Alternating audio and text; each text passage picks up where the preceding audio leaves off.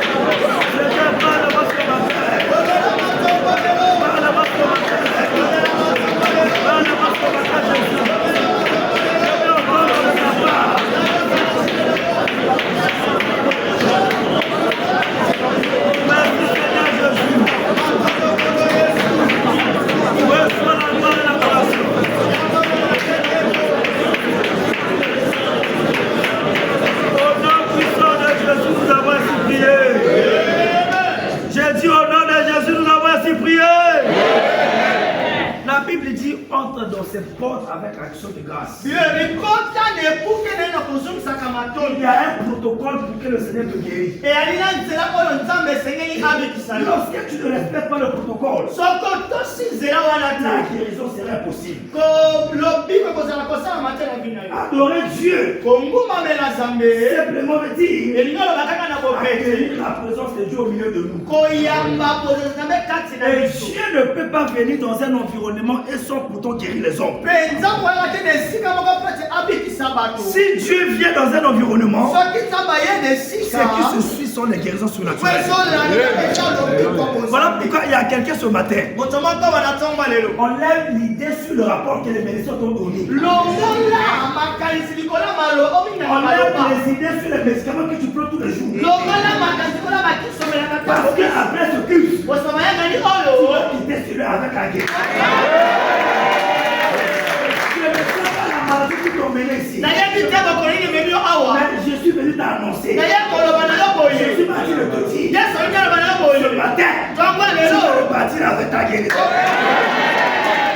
Toute personne ici malade, tu ne quitteras pas ces lieux malades au nom de Jésus.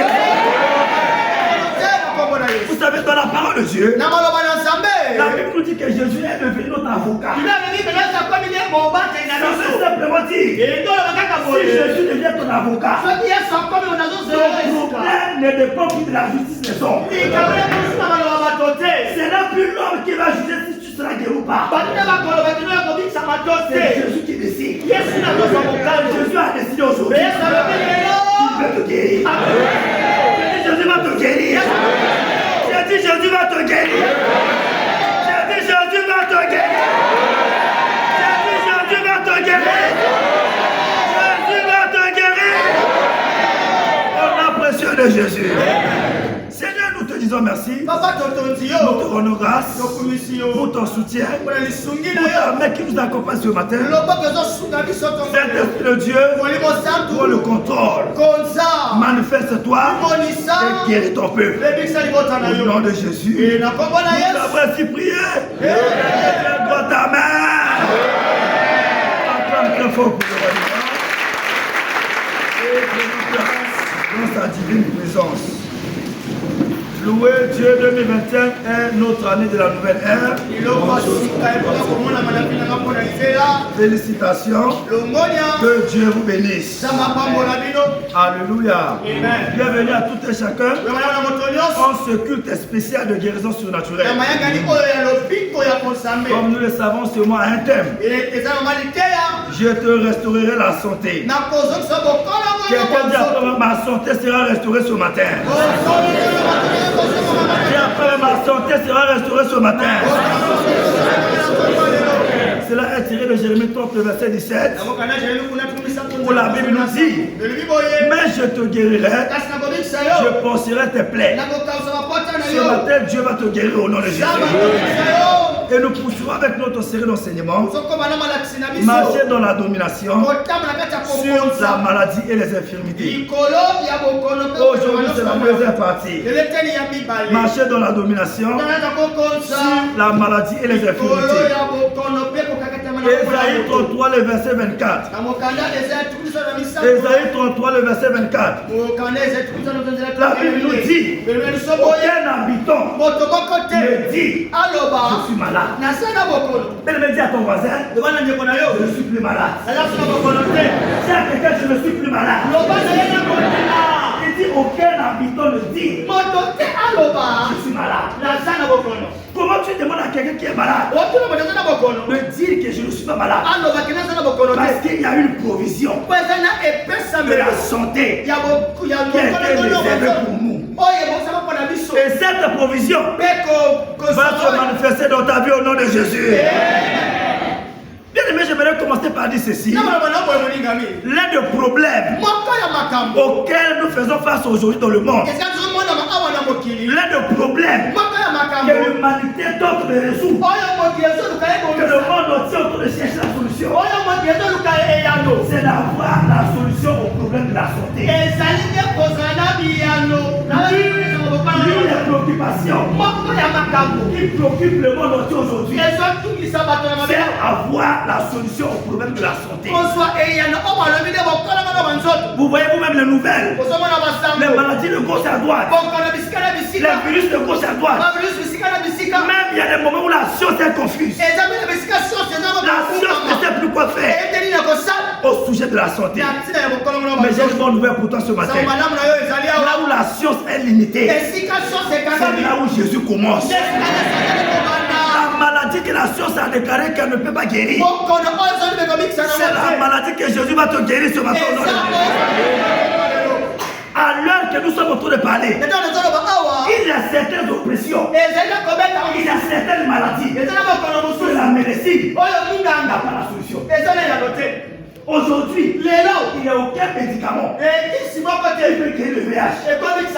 Tout ce qui dort, c'est pour calmer. Il n'y a aucun produit aujourd'hui. Il n'y a aucun vaccin qui peut guérir le VIH. Mais laisse-moi te dire, quand Jésus a guéri déjà VIH,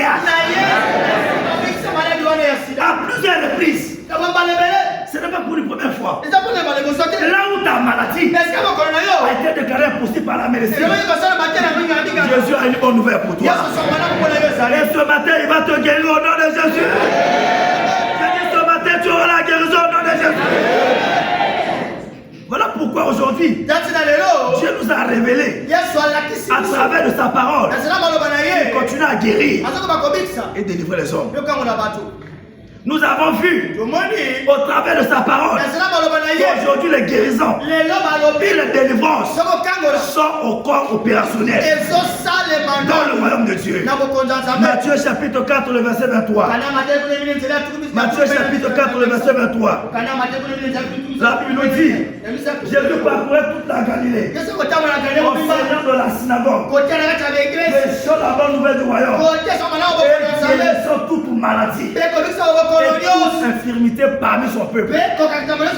Il enseignait la parole et il guérissait tous ceux qui étaient malades. Et là, te demande là où tu es. Pendant que tu écoutes la parole de ce matin, toute maladie dans ton corps, la maladie qui t'a dérangé, ce matin, j'ordonne à la maladie, par l'autorité de la parole, qu'elle te libère au nom de Jésus. Quand la parole sort, les malades sont guéris. Quand la parole est prêchée, la guérison est opérationnelle. Quelqu'un ce matin, tu repartiras avec ta guérison au nom de Jésus. Luc chapitre 8, le verset 1 à 3. Luc chapitre 8, le verset 1 au verset 3. Ensuite Jésus allait de ville en ville et de village en village, prêchant et annonçant la bonne nouvelle du royaume de Dieu. Le verset 2. Les 12 étaient avec lui et quelques femmes qui avaient été guéries d'esprits malins et de maladies. Marie dite de Magdala, de laquelle étaient sortis 7 démons.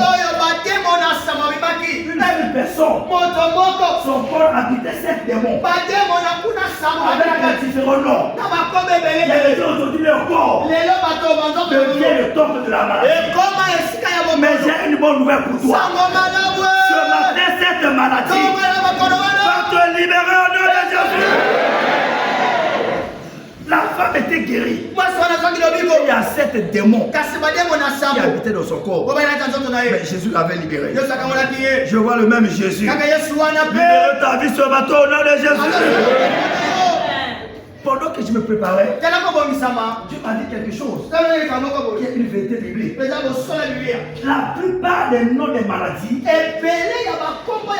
sont donnés par les hommes. Et par Dieu.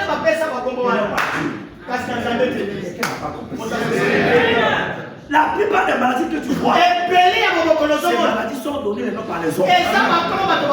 Ce n'est pas Dieu. Dans la Bible, il n'y a aucun verset biblique qui parle du cancer. Il n'y a aucun verset biblique qui parle du diabète. Ces maladies que tu vois là, ce sont les hommes qui ont donné les noms à ces maladies. Donc, il y a certaines maladies que Jésus ne les connaît pas. Jésus ne connaît pas.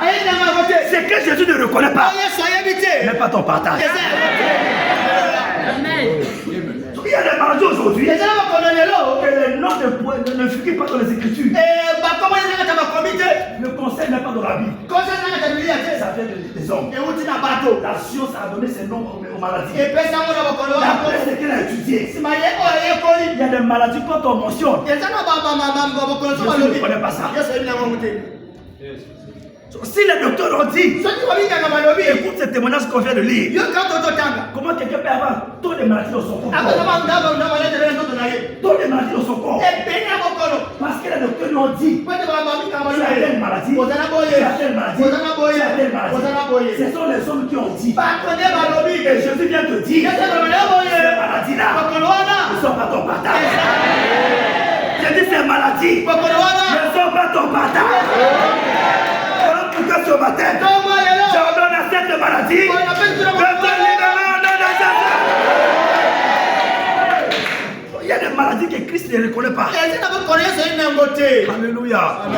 Dans la Bible, Quand Jésus parle de l'esprit d'infirmité, ce n'est pas une maladie particulière. Toutes les maladies que tu vois aujourd'hui, classées d'après l'ordre,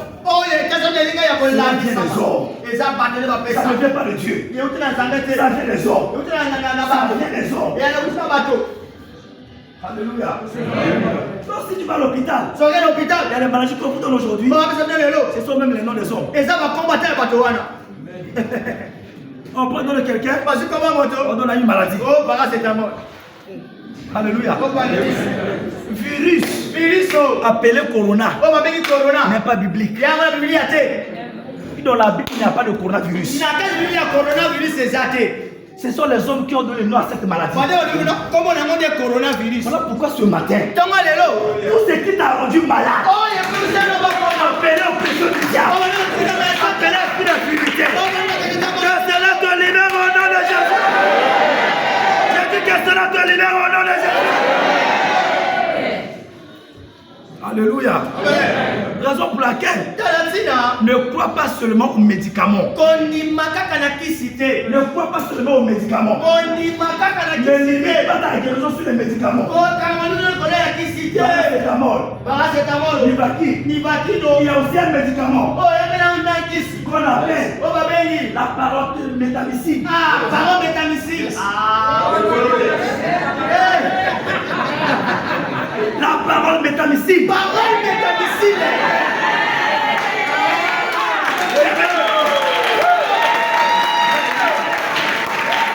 Alléluia.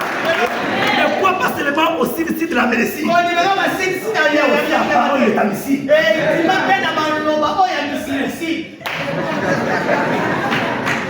La parole. Il y a aussi une médecine de l'homme. Donc elle guérit. De la même manière. C'est ce qui est étrange. La parole va au-dessus de la médecine. Il y a des cas que la médecine ne peut pas changer. Mais la parole de Jésus peut changer cela. Alléluia. Ne crois pas seulement au paracétamol. Ne crois pas seulement au produit. Mais crois aussi à la parole métamycine. Alléluia. Ce matin, je vois cette parole appelée la parole métamycine. Guéris le corps de quelqu'un dans les yeux. Cette parole accorde la santé à ta vie au nom de Jésus. Au-delà de la médecine, la parole de Dieu est là. Alléluia. Et tu dois comprendre quelque chose. Tu n'es pas obligé de savoir. Tu n'as pas besoin de savoir où partira la maladie. Tu n'as pas besoin de savoir.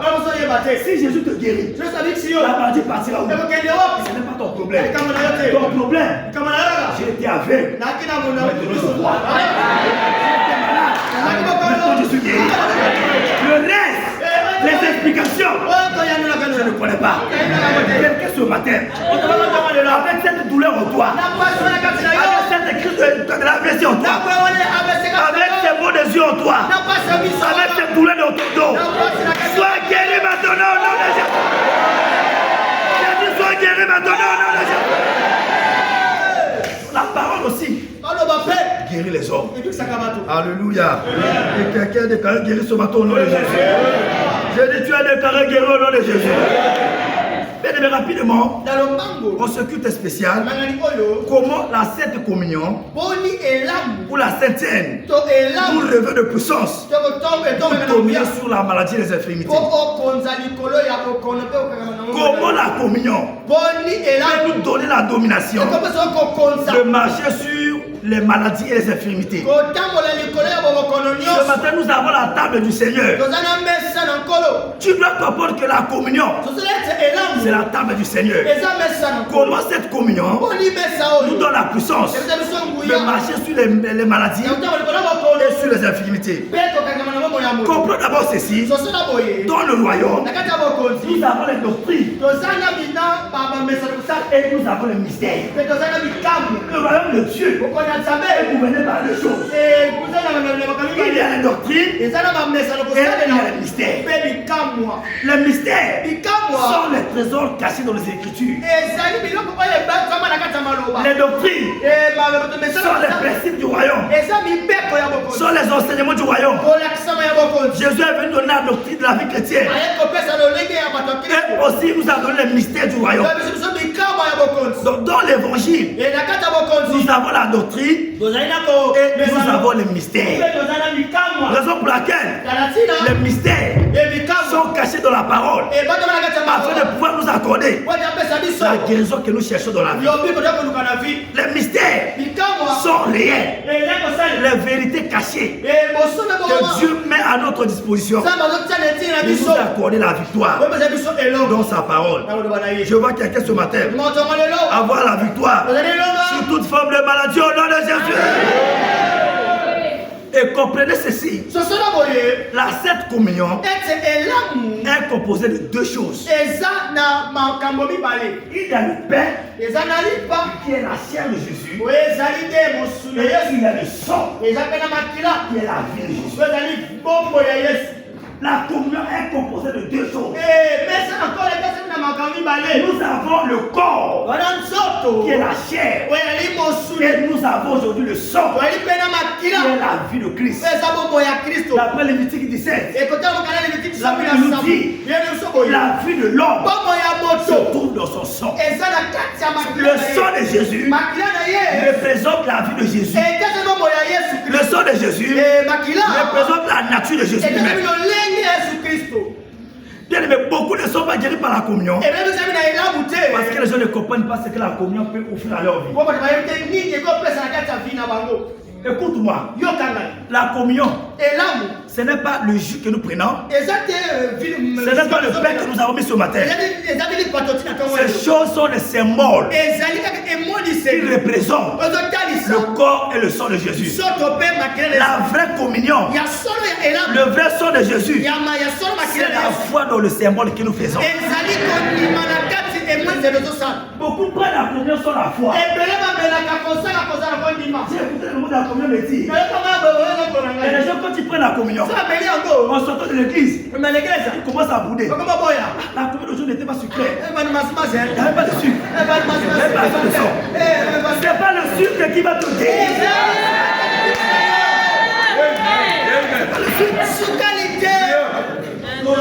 Regarde, le sang de Jésus, on mélange avec la grenadine. C'est bon pour avoir la couleur. Sinon, si on prend l'eau, on prie pour l'eau, on bénit l'eau. La plupart des reprises, vous voyez ici, quand on délivre les gens, on me demande la bouteille d'eau. Je prends la bouteille du Seigneur. C'est sur devant ton sang. Je devais sur la personne. Je vois la personne crier. Pourquoi? Ce n'est pas l'eau, ce n'est pas la couleur qui détermine. C'est le contenu qui détermine. Amen. Amen. C'est le contenu. Voilà pourquoi j'ai donné l'ordre de maman. Désormais, faites la communion sans sucre. Vous mettez beaucoup de sucre dans le corps pour rien. C'est pas le goût qui te guérit. C'est la valeur du mystère qui te guérit. C'est pas le goût. La communion n'est pas sucrée. Depuis que tu poses un sucre, ça fait pas le désormais, un jour viendra, vous allez venir à l'église. Il n'y aura pas la couleur. On met l'eau aussi.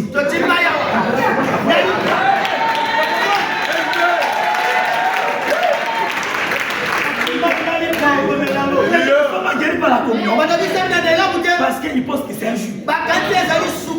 Et je vois certaines personnes, quand ils arrivent devant la communion, ils prennent 3-4 pains.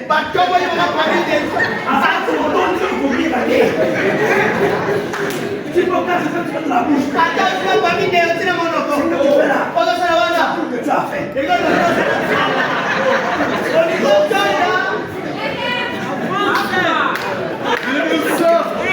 Si tu veux être guéri,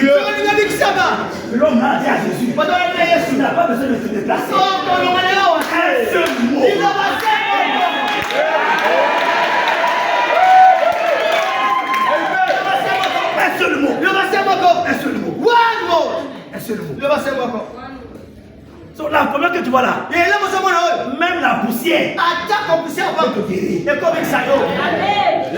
besoin de prendre 5 pains. Tu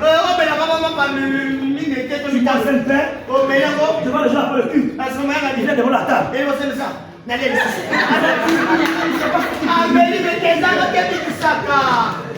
Une petite quantité du sang de Jésus dans ton corps, la capacité de détruire sa forme de maladie. Une quantité seulement. Alléluia. On va tester la foi de chacun. On va commencer à mettre l'eau ici. On verra comment tu vas réagir. Alléluia. La communion, il y a le pain et le sang. Et ces choses-là ne sont pas les symboles que nous mettons sur nous physiquement. Ce que nous faisons ici, c'est pour les présenter. Parce qu'aujourd'hui, on ne retrouve plus le pain que Jésus avait rompu à l'époque. C'est pas le pain qu'ils mangeaient là-haut. Le pain de l'époque, c'était pas ce pain-là. On ne peut plus retrouver ce pain. Alléluia. Nous utilisons le pain que nous avons maintenant. Et je vois certaines églises. Non, on doit avoir le même pain là. Tu ne peux pas trouver ça quelque part. Tu as besoin de croire dans le ministère. Alléluia. Quand tu crois au mystère, alors la guérison sera ton partage. La communion nous permet d'avoir la santé. Rapidement, il y a quoi dans la chair? Il y a quoi dans le pain de Jésus là? Le pain que nous prenons là, il y a quoi dedans? Le pain que nous voyons peut être comparé au bâton de Dieu qui engloutit tous les bâtons des magiciens dans notre corps. Le pain est représenté comme un bâton. Et ce bâton a la capacité d'engloutir tous les bâtons des magiciens dans notre corps. Tout ce qui représente le bâton des magiciens dans notre corps sera englouti dans le bâton qui est le pain de Jésus. Ésaïe chapitre 11, le verset 1. Ésaïe chapitre 11, le verset 1. Il dit, pour un rameau sortira du tronc d'Isaïe et un rejeton naîtra de ses racines. Un rejeton naîtra de ses racines. Exode 7, le verset 11. Exode 7, le verset 11. Exode chapitre 7, le verset 11. 7. Exode chapitre 7, au verset 11. La Bible nous dit, mais Pharaon appela des sages et des docteurs et les magiciens d'Égypte. Et aussi en filles, autant par leur enchantement. Si tu lis là-dessus, la Bible nous dira, le bâton de Moïse avait englouti tous les bâtons des magiciens. Pendant que tu prendras la communion de ce matin, tout ce qui représente le bâton des magiciens, que ça soit l'épilepsie, peu importe le nom de la maladie, le corps va l'engloutir au nom de Jésus. Donc c'est ce que le corps est représenté dans notre corps. D'après Luc chapitre 10 au verset 19. Luc chapitre 10 au verset 19. Voici, je vous ai donné le pouvoir de marcher sur les serpents, les scorpions, sur toute la puissance de l'ennemi. Et rien ne peut vous nuire. Ce matin, la maladie ne va pas te nuire au nom de Jésus. Je déclare dans la vie de quelqu'un, les infirmités ne vont pas te nuire au nom de Jésus. Alléluia. Deuxièmement, la chair représente le repas miraculeux qui neutralise toutes les formes de poison de notre corps. Le repas représente, la chair représente le repas miraculeux qui neutralise toute forme de poison de notre corps. Alléluia. Quand tu prends la communion qui est le corps de Christ et le sang de Christ, cette communion a la capacité de neutraliser Même le poison dans le corps de quelqu'un. Il faut croire. Il faut croire. Alléluia. Amen. La communion peut te donner l'autorité sur le poison. Même si on t'a empoisonné, mais tu ne mourras pas. À cause de la communion, j'ai dit tu ne mourras pas. Alléluia. Amen. C'est une capacité qui nous permet d'avoir la santé divine. Marc chapitre 16, le verset 17 à 18. Marc 16, le verset 17 à 18. Il dit voici le miracle qui accompagnera ceux qui auront cru. Au moment qui chasseront les démons, ils parleront de nouvelles langues. Le verset 18. Ils saisiront les serpents. Ils boivent quelques breuvages mortels, c'est le poison. Mais ils ne leur feront point de mal. Même s'ils prennent le poison, ça ne leur fera aucun mal. Voilà pourquoi il y a des églises aujourd'hui qui donnent la communion aux gens. C'est le mot le corps. Ils ne donnent pas le sang. C'est même pas correct. La communion est composée du corps et du sang.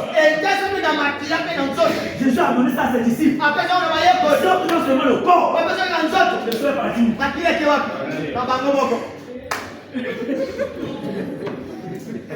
Alléluia. Le sang est parti où?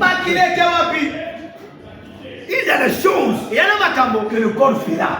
Il y a des choses que le sang fera. Le mélange des deux choses là, c'est ce qui te donne un repas équilibré. Alléluia. Un repas équilibré. Quelqu'un ce matin, tu vas rentrer à la maison totalement guéri au nom de Jésus. Mais toi, qui a-t-il dans le sang? Qui a-t-il dans le sang? Qui a-t-il dans le sang? Dans le sang, la nature souveraine du Christ qui est immunisée contre la maladie et les infirmités. La nature souveraine de Christ. Dans le sang, il y a la nature de Christ. Jean chapitre 6, le verset 54. Jean 6, le verset 54. Celui qui mange ma chair, il fait quoi? Il boit mon sang. Donc pourquoi tu veux seulement prendre ma chair? Tu veux prendre le sang. Celui qui mange ma chair et qui boit mon sang, la Bible dit à la vie éternelle, et je le ressusciterai au dernier jour. Dieu nous ressuscite le dernier jour parce que nous avons la nature souveraine de Christ en nous qui vient à travers la communion, qui vient à travers le sang de Jésus. Lévitique chapitre 17, le verset 11. Lévitique chapitre 17, le verset 11. Il dit car l'âme de la chair est dans le sang. La vie est dans le sang. La santé est dans le sang. Quand tu prends le sang de Jésus, tu es immunisé contre toute forme de maladie. Ça fait des années. Je suis allé à l'hôpital. Ni pour aller faire un bilan, ni pour aller voir quelque chose dans mon corps. Je dors, je me réveille. Ce n'est plus moi qui vis, mais Christ qui vit en moi. Mais tu peux vivre en bonne santé. De la même manière que tu vas au docteur, lorsqu'il te dit prends tel produit, prends telle ordonnance, tu crois aussi au grand médecin. Celui qui guérit les cas impossibles. Il y a des maladies. Il n'y a que Christ qui peut guérir. Alléluia. Amen. Il n'y a que Christ qui peut guérir cette maladie. Et là où tu es. Toute maladie est curable. Que le médecin est curable dans ta vie. Par le corps et le sang de Jésus ce matin. La maladie est guérie au nom de Jésus. Dans le sang,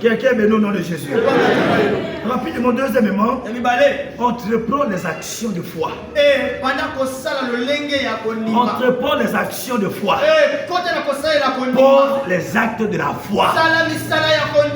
Si tu es assis, on te dit lève-toi et marche. Ne pense pas à cette douleur. Ne pense pas à ce qui est dans le corps. Lève-toi seulement. Alors tu seras guéri. Pose les actes de la foi. Alléluia. 1 Samuel 2, le verset 3. 1 Samuel 2, le verset 3. La Bible nous dit, ne parlez plus avec ton de hauteur. Que la parole ne sorte plus de votre bouche. Car l'Éternel est un Dieu qui sait tout. Et par lui sont pesées toutes les actions. Dieu voit les actions. Dieu voit les actions. Quand tu poses des actions de foi, alors ta guérison sera établie. Jean chapitre 5, le verset 4 à 9. Jean chapitre 5, le verset 4 à 9. Quand un ange descendait de temps en temps dans la piscine et agitait l'eau, c'est celui qui descendait le premier, après que l'eau avait été agitée, était guéri quelle que fût sa maladie. Le verset suivant, là se trouvait un homme malade depuis 38 ans. Et quelle était la pensée de l'homme? Jésus de l'homme fut touché. La personne qui était malade, et puis l'entend lui dit, veux-tu être guéri? Comment tu vois quelqu'un qui est malade? Tu demandes s'il va être guéri. Tu demandes la personne d'être guéri. Veux-tu être guéri? Le malade lui répondit, Seigneur, je n'ai personne pour me jeter dans l'eau. Il n'y a personne pour me mettre dans la piscine. Je vais te guérir. Mais je n'arrive pas à me lever pour me jeter moi-même dans la piscine. Je veux ta réponse de Jésus. Il dit, quand l'eau est agitée, et pendant qu'ils avaient, un autre descendait avant moi. Qu'est-ce que Jésus lui dit? Lève-toi, dit Jésus, prends ton lit et marche. Ça n'a pas été levé. Tu dois te lever toi-même. Prends ton lit et marche. L'homme pensait que sa guérison venait seulement de la piscine. Mais Jésus lui a dit, prends ton lit, lève-toi et marche. Amen. Lorsqu'on te dit lève-toi et prie, ne pense pas à cette douleur. Lève-toi seulement. Commence à prier. Avant même la fin de la prière, tu vas te rendre compte que la maladie est déjà partie. Bien aimé, il y a des moments où on attaque à nous sur ma vie. Le samedi soir, je suis attaqué de la santé. Je me lève dimanche, je n'arrive pas. Je ne peux pas rester à la maison. Ça c'est possible. Je me lève, je m'habille, je viens à l'église. Et je me lève à l'église pour presser. C'est à la fin du culte. Et je me rends compte que la magie était partie. S'oppose à l'invasion de la foi. N'attends pas que l'eau soit agitée. Et lorsque l'homme s'élevait, aussitôt il était guéri.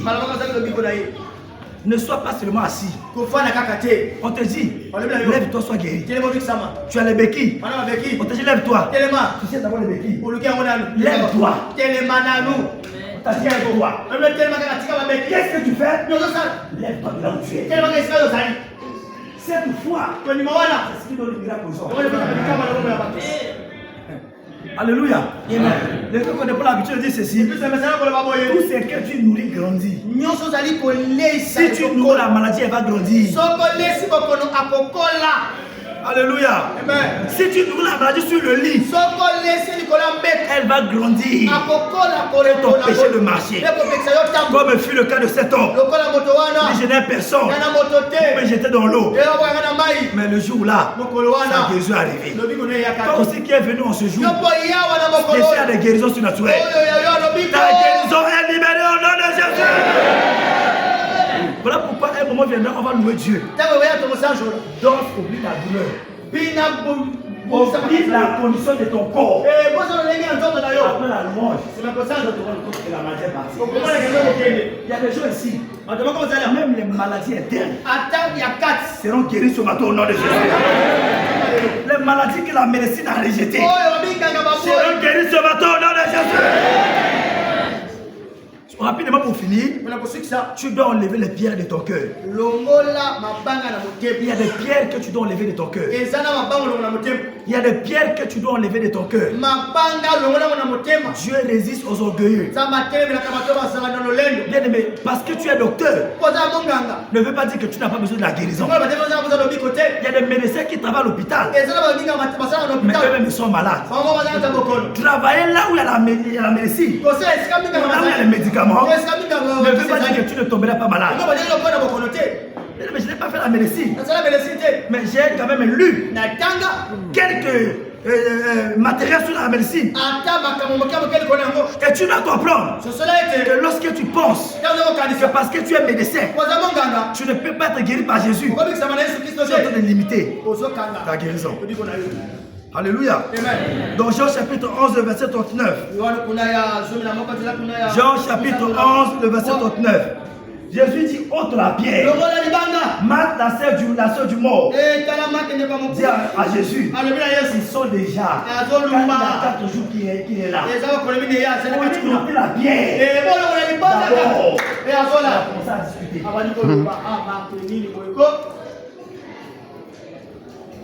Ah, tu sais, par rapport à mon corps, le docteur a dit, la médecine a dit, mais ce matin, Jésus aussi te dit. Alléluia. Les docteurs ont dit hier, Jésus aussi te dit ce matin, que tu ne repartiras pas avec cette maladie au nom de Jésus. J'ai dit, tu ne repartiras pas avec la maladie au nom de Jésus. Enlève de ton cœur les pierres. Est-ce qu'on vous raconter quelque chose qui s'est passé hier? On va se lever pour prier. J'ai un fils qui prie ici. Il est avec nous ici. Il prie ici avec nous. Il est un fils qui est beaucoup connecté à ma vie. Mais depuis un certain temps, je lui parlais sur certaines choses. Et il m'a pas écouté. Il me désobéissait. Il m'avait blessé dans le cœur. Je l'ai laissé, je ne l'ai plus. Je le voyais à l'église. Oh, mon fils, comment et tout. Dans mon cœur, je ne le portais plus. Et il vivait aussi ainsi. Il a commencé à souffrir. Il a dit, même les finances dans ma vie ne marchait plus. Il travaille quelque part. Même là où il travaille, on ne voulait plus lui payer de salaire. Il a commencé à souffrir. Il a dit, il priait. Il ne savait pas quoi faire. Quand tu blesses le cœur de ton père, il y a des choses qui seront bloquées dans ta vie. Je ne savais pas. Mais mon cœur était tourné. J'étais plus en paix avec lui. Parce que ce qu'il avait fait, pour moi, c'était une désobéissance. Malgré ce qu'il venait à l'église recevoir, il allait marcher dans sa vie. Tout ce qu'on faisait à l'église ici, il allait marcher. Et sa soeur à Brazzaville, ils n'ont pas parlé pendant 6 mois. Sa soeur appelle. Il dit, Dieu m'a dit pendant que j'étais sur la montagne, tu dois aller sous les pieds de ton père. Donne-lui quelque chose qui est valeureux à ta vie, qui est pour ta vie. Il a payé pour toi. Hier, il me cherchait. Je me reposais. Il a cherché, il m'a cherché. C'est la femme qui me réveillait. Il y a ton fils qui veut te voir. Il me cherche. Quand je me suis réveillé, j'arrive. Il a commencé à me parler de ça. Papa, regarde, ça ne marchait plus. J'ai forcé les choses, ça n'avançait plus. Mais papa, aujourd'hui, je suis désolé. Pardonnez-moi, je suis revenu.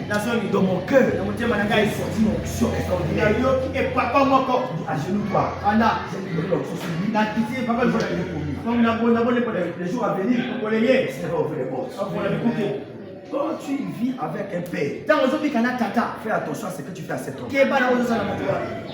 Vous savez, aujourd'hui, nous sommes encore dans le ministère. Les gens nous jugent par rapport à notre âge.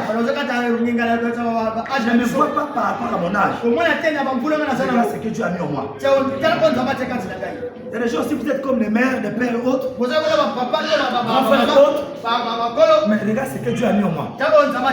Si tu veux bénéficier de ça, ne vois pas l'âge, mais regarde ce que la personne porte. Cela peut être une pierre qui t'empêche de recevoir la guérison. Alléluia. Amen. Quand tu blesses un homme qui te bénit, C'est Dieu qui m'a établi comme gardien de votre âme. Ce n'est pas par mérite, c'est par élection de grâce. Je verse sur votre âme. Je prie pour vous. Si tu blesses le cœur de cet homme-là, ta guérison peut être bloquée. Quelque chose de ta vie peut être bloqué. Peut-être que c'est le cas de plusieurs personnes ici. Dans ton cœur, tu as quelque chose contre le pasteur. Ça peut bloquer ta guérison. Alléluia. On lève cette pierre-là et tu seras guéri. Quelqu'un veut au nom de Jésus. Acclame très fort pour le Seigneur.